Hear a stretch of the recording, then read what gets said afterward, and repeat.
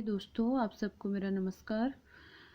मैं SBN channel से श्रद्धा sir की अगली व्याख्या के साथ में उम्मीद करती हूँ आप सब ठीक होंगे और आप सबके लिए मेरी दुआएं आप सबके साथ हैं। तो चलो अगली व्याख्या, पहले वाले में निराश मनु है अपने निराश जीवन के बारे में बता रहे थे, वहीं पर श्रद्धा उनको प्रेरित कर रही थी। तो अब जो मनु है श्रद्धा के जवाब सुनकर उनका प्रत्युत्तर देते हैं, उत्तर दे रहे हैं।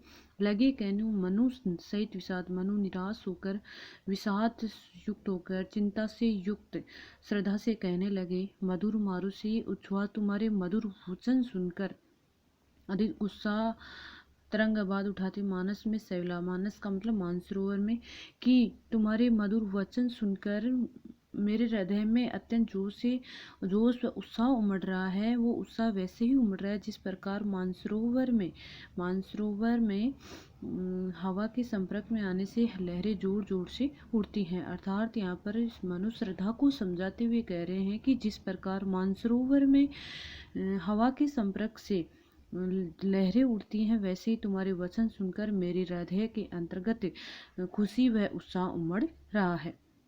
किंतु जीवन कितना निरुपाय, लेकिन फिर मनु कह रहे हैं कि लेकिन देखिए ना, ये जीवन जो है वो कितना निरुपाय है, किसी प्रकार का कोई उपाय इसमें नजर नहीं आ रहा है। लिया देख नहीं सब, मुझे इसमें कोई संदेह नहीं है, मैंने चारों तरफ से ये देख लिया है। निराशा है जिसका चारों तरफ निराशा ही निराशा दिखाई देती है, कुछ भी आशा में दिखाई नहीं देता है। सफलता का यह कल्पित यह है, अर्थात सफलता इस जीवन में केवल कल्पना मात्र है। इस जीवन में चारों तरफ दुखी दुख नजर आते हैं, दुखी दुख मिलते हैं। अगर हम सफलता की आशा भी करते हैं तो वो एक कल्पना मात्र है। मनु की वचन सुनकर श्रद्धा जवाब देती है, देखो आगे कहा, आगंतुक ने सस्नेह, आगंतुक मनु के वचन सुनकर श्रद्धा स्नेह पूर्वक कहती है, अरे तुम इतने हुए अधीर की, हे मनु तुम इतने अधीर क्यों हो रहे हो, तुम इतने निराश क्यों हो रहे हो। हार बैठे जीवन का दाव, कि तुम जीवन के जो दाव है उसको हार बैठे हो। जीवन जीने का जो तरीका है वो तुम्हारा क्या है, गलत है, तुम हार गए हो। जीते मरकर जिसको भी जो व्यक्ति अर्थात इस जीवन की रक्षा के लिए वीर लोग मृत्यु की भी चिंता नहीं करते और उससे तुम निराश होकर बैठ गए हो। अगली पंक्तियों, तप नहीं केवल जीवन सत्य करुण यह क्षणिक दिन अवसाद।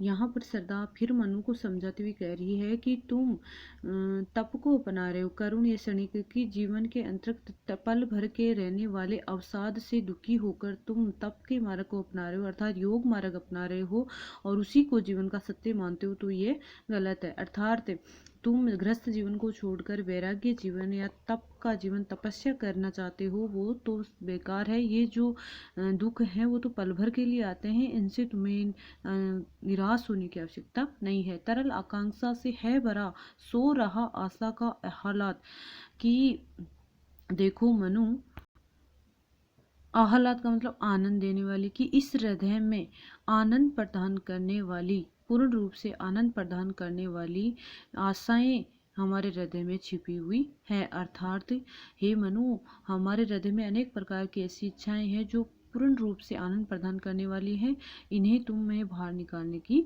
आवश्यकता है। अनेक ऐसी आकांक्षाएं हैं जिन्हें उन आकांक्षाओं के सारे तुम्हें जीना है।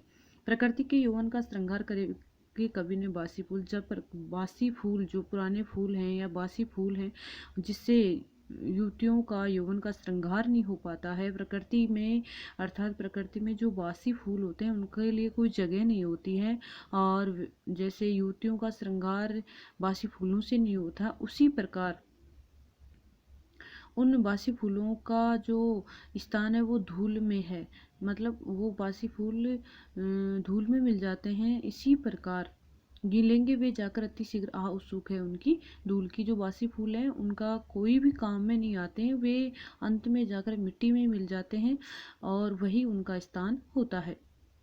इस प्रकार श्रद्धा मनु को कह रही है कि हे मनु, तुम्हें निराश होने की आवश्यकता नहीं है। जिस वस्तु का उपयोग नहीं हो रहा है वह शीघ्र से शीघ्र धूल में मिल जाए, नष्ट हो जाए, यही प्रकृति का नियम है। पुरातनता का यह निर्मोह सहन करती न प्रकृति पल एक नित्य नूतनता का आनंद किए है परिवर्तन में टेके। पुरातनता, प्राचीन, जो प्राचीनता है, वस्तु का उपयोग नहीं होना है। निर्मोह का मतलब कैंचुली, कि जो प्राचीनता की कैंचुली है, पुरातनता का निर्मोह, प्राचीनता की जो कैंचुली है प्रकृति से एक पल भी सहन नहीं करती, अर्थात प्रकृति जो है वो हमेशा बदलाव चाहती है। पुराना जो पन है वो नहीं सहन कर पाती है प्रकृति। नित्य नूतनता लिए है परिवर्तन में, कि हमेशा ही जिसे तुम परिवर्तन कह रहे हो ना, उसके अंदर नित्य नवीनता का आनंद छिपा हुआ है, कि तुम जिसे परिवर्तन कह रहे हो। और प्रकृति हमेशा नयापन चाहती है, बदलाव चाहती है। जिस प्रकार पत्ते आ जाते हैं पौधों के अंतर्गत, वे उनको झरना ही होता है, नष्ट होना ही होता है, प्रकृति उनकी जगह नए पत्ते आते हैं। वैसे ही श्रद्धा मनु को समझाती हुई कह रही है कि प्रकृति हमेशा बदलाव चाहती है, अर्थात इस प्रकृति में बदलाव होता रहता है, परिवर्तन होता रहता है। जो आया है, जो पुराना हो चुका है, उसको जाना होता है उसकी निश्चित जगह पर था। जिसका उपयोग नहीं हो रहा है, प्रकृति उसको छोड़ देती है। युगों की चट्टानों पर सृष्टि ढाल पद चिन्ह चली गंभीर, देव गंधर्व असुर की पंक्ति अनुसरण करती उसे अधीर। युगों की चट्टानों पर सृष्टि ढाल पश्चिम चली गंभीर। जिस प्रकार कोई व्यक्ति चट्टानों के ऊपर अपने पैरों को संभल संभल कर रखता हुआ आगे बढ़ता है, उसे ये डर रहता है कहीं मैं इधर न गिर जाऊं, कहीं इधर न गिर जाऊं। उसी प्रकार जो सृष्टि है वो प्रत्येक युग में एक अपनी नई छाप छोड़कर आगे बढ़ती रहती है। देव गंधर्व असुर की पंक्ति अनुसरण करती उसे अधीर। और देवता है, गंधर्व है, असुरों का बड़ा जो समूह है वो तीव्रता से उधर जा रहा है, जिधर वे ले जा रही है। अर्थात बड़े बड़े जो लोग हैं वो प्रकृति के अनुसार बदलते रहते हैं। इसलिए हे मनु, तुम्हें निराश होने की आवश्यकता नहीं है, जैसा प्रकृति चाह रही है वैसा ही होगा। तो दोस्तों, मेरी ये व्याख्या आपको समझ में आई या नहीं आई, प्लीज़ कमेंट करके ज़रूर बताना। समझ में आई तो लाइक करना, शेयर करना, सब्सक्राइब करना, बेल आइकन को दबाना।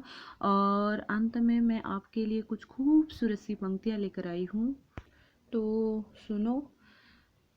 बिंदास मुस्कुराओ क्या गम है, बिंदास मुस्कुराओ क्या गम है, जिंदगी में टेंशन किसको कम है। एसएमएस से याद करने वाले बहुत होंगे, एसएमएस से याद करने वाले बहुत होंगे, पर आपको दिल से याद करने वाले सिर्फ हम ही हैं, पर आपको दिल से याद करने वाले सिर्फ हम ही हैं। तो ठीक है दोस्तों, धन्यवाद।